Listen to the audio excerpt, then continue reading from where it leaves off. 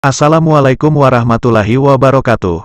Jumpa kembali dengan kami pada 10 akhir bulan suci Ramadan tahun 1444 Hijriah ini.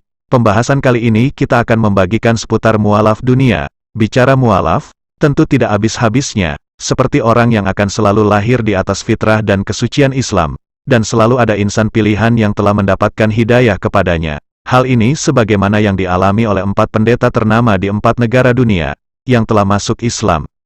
Yang pertama, pendeta Katolik asal Amerika masuk Islam, mengaku tertarik sejak puluhan tahun hingga ganti namanya. Seorang pendeta Katolik di Amerika Serikat, yang bernama Hilarion Heagi, baru-baru ini memutuskan memeluk agama Islam. Hilarion Heagi mulanya dikenal sebagai pendeta Ortodoks Rusia, lalu pada tahun 2017, ia bergabung dengan Gereja Katolik Timur. Sampai baru-baru ini pada Selasa, tanggal 28 Februari tahun 2023, Heagi mengumumkan dirinya masuk Islam. Menurut Heagi, keputusan itu diambilnya dengan penuh makna. Ia mengatakan, dirinya tak sedang menjadi mualaf semata, tapi pulang ke rumahnya yaitu Islam. Setelah masuk Islam, Heagi sudah mengganti namanya menjadi Said Abdul Latif. Dari penuturan Heagi, ia mengaku sudah tertarik dengan Islam sejak puluhan tahun lalu. Namun baru-baru ini, baru betul-betul mengambil langkah menjadi mualaf, ucapnya. Yang kedua, pendeta Italia jadi mualaf, setelah menyaksikan jenazah Raja Fat. Hidayah Allah datangnya tidak bisa diraba-raba. Apabila Allah menghendaki maka ia akan mendatangi hamba yang berbahagia itu. Demikianlah kisah seorang pendeta asal Italia. Seorang pendeta terkenal di Italia mengumumkan masuk Islam setelah menyaksikan jenazah Raja Arab Saudi, Fat bin Abdul Aziz, untuk kemudian mengucapkan 2 kalimat syahadat. Hal itu terjadi setelah ia melihat betapa sederhananya prosesi pemakaman jenazah, yang jauh dari pengeluaran biaya yang mahal dan berlebihan.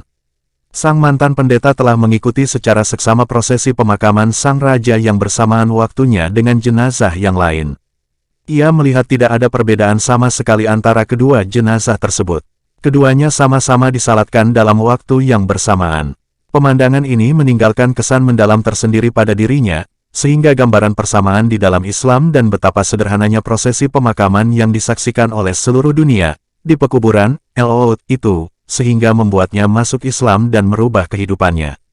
Tidak ada perbedaan sama sekali antara kuburan seorang raja dan penguasa besar dengan kuburan rakyat jelata.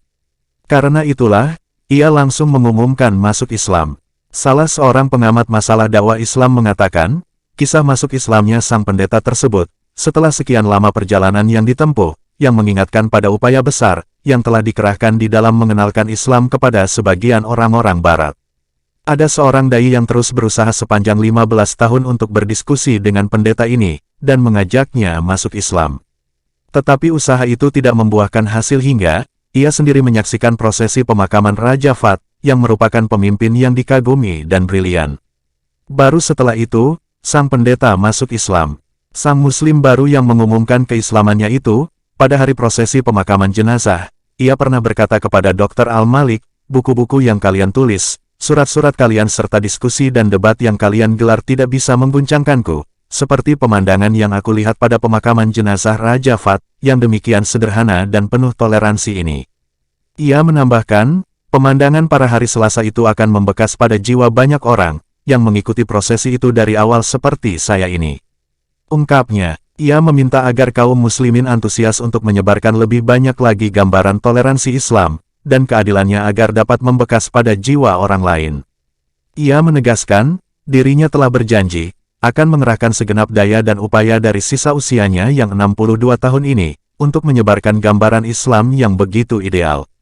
Semoga Allah menjadikan keislamannya menjadi berkah bagi alam semesta, kata mantan pendeta itu. Yang ketiga, seorang pastor Inggris masuk Islam. Kisah seorang pastor di Inggris, akhirnya menjadi mualaf setelah mempelajari Islam dan melihat sikap kelemah lembutan umat Islam. Sebelumnya, Idris Taufik merupakan seorang pastor gereja Katolik Roma di Inggris. Mulanya, ia memiliki pandangan negatif terhadap Islam. Baginya saat itu, Islam hanya identik dengan terorisme, potong tangan, diskriminatif terhadap perempuan, dan lain sebagainya. Namun, pandangan itu mulai berubah, ketika ia melakukan kunjungan ke Mesir. Di negeri piramida itu, Idris Taufik menyaksikan ketulusan dan kesederhanaan kaum muslimin, dalam melaksanakan ibadah dan serta keramahan sikap mereka. Di Mesir inilah, Taufik merasa mendapatkan kedamaian yang sesungguhnya. Awalnya dia hanya berlibur ke negeri piramida tersebut, namun hal itu malah membawanya pada Islam dan membuat perubahan besar dalam hidupnya.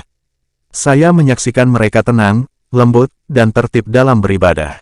Begitu ada suara panggilan salat azan, mereka yang sebagian pedagang, segera berkemas dan menuju masjid.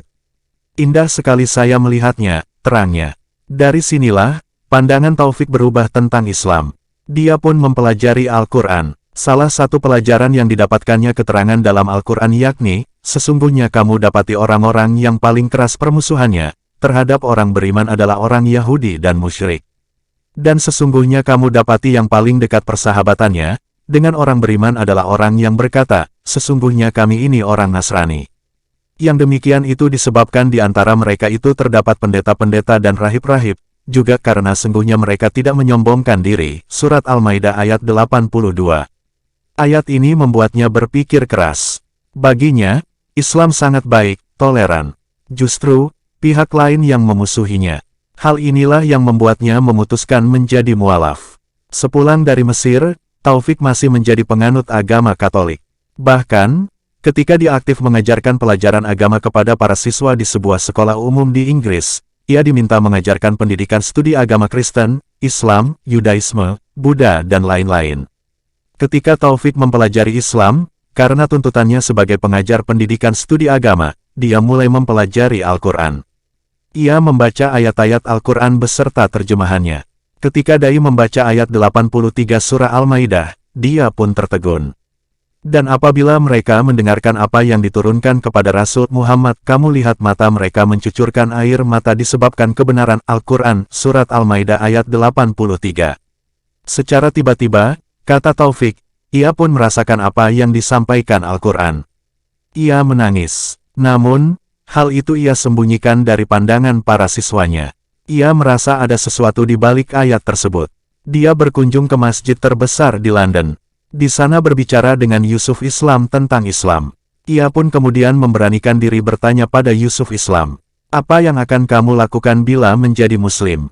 Yusuf Islam menjawab, seorang Muslim harus percaya pada satu Tuhan, salat 5 kali sehari, dan berpuasa selama bulan Ramadan, ujar Yusuf. Taufik berkata, semua itu sudah pernah saya lakukan. Yusuf berkata, lalu apa yang Anda tunggu? Saya katakan, saya masih seorang pemeluk Kristiani. Yang keempat, pendeta di Semarang memutuskan menjadi mualaf. Alasannya bikin kaget, berikut kisahnya. Pindah agama bukan hal yang mudah dilakukan oleh seseorang yang sudah menjadi tokoh di agama sebelumnya. Kisah seorang pendeta asal Semarang yang memutuskan memeluk agama Islam menjadi perhatian. Mualaf asal Semarang itu adalah Yohanes Ignatius Kristianto. Ia membeberkan alasannya pindah agama dari Kristen kemudian masuk ke Islam. Padahal, Yohanes adalah seorang pendeta dan tugasnya memurtadkan orang Islam untuk masuk Kristen. Namun sebaliknya, ia pun kini beralih pindah agama ke Islam. Menyadur dari terkini.id jaringansuara.com, alasan mantan pendeta itu keluar dari Kristen dan memilih masuk Islam tersebut ia sampaikan lewat video pada Rabu, tanggal 13 April tahun 2022. Dalam video berjudul, dua hal ini sebabkan pendeta di Semarang masuk Islam, tersebut, tampak Yohanes Ignatius Kristianto menyebut ada dua hal yang menyebabkan ia pindah dari Kristen ke Islam. Adapun kedua hal itu, kata Yohanes, yakni soal doktrin Kristen dan praktek-praktek yang ada di gereja. Jadi ada dua hal nih, yang pertama doktrinnya. Kedua, tentunya praktek-praktek yang ada di gereja, ujar Yohanes Ignatius. Ia pun mengaku, saat masih memeluk agama Kristen semua yang tertulis dalam Alkitab tidak ada satu pun yang dilakukan oleh umat Nasrani. Kita kalau ngomongin agama tentunya kembali lagi ke kitab sucinya, dan ketika ada di Kristen itu saya sering merenung, semua yang tertulis di kitabnya tidak ada satu pun yang dilakuin, ungkapnya. Lantaran hal itu, ia pun sering kali melontarkan guyonan kepada sesama pendeta. Misalnya, saat Natalan umat Nasrani kerap memamerkan sesuatu hal yang sebenarnya dilarang Alkitab. Di Kristen itu kan ada buku petunjuk yang namanya Alkitab. Sering kali saya guton ke beberapa orang pendeta, kita itu kalau Natalan seakan ajang pamer makan sesuatu yang sebenarnya dilarang Alkitab kita, tuturnya. Hal itu, menurut mantan pendeta ini, menggambarkan seolah-olah umat Kristen bangga dengan dosa mereka. Oleh karena itu, ia memutuskan pindah agama dan masuk Islam. Buku petunjuk kita itu ngomong soal itu, kita malah seakan-akan bangga dengan dosa kita, ujarnya.